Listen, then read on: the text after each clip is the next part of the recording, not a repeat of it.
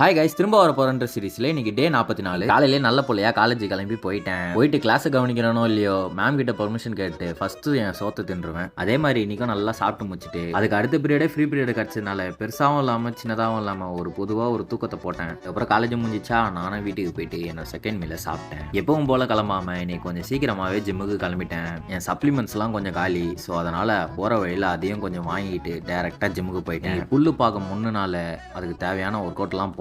யாருக்காச்சும் late focused புல் day work out வேணும்னா comment செக்ஷனில் கொடுக்குறேன், வேணும்னு யூஸ் பண்ணிக்கோங்க. ஒர்க் அவுட் முடிச்சுட்டு போசிங்கும் கொஞ்சம் பிடிச்சி பார்த்தேன்.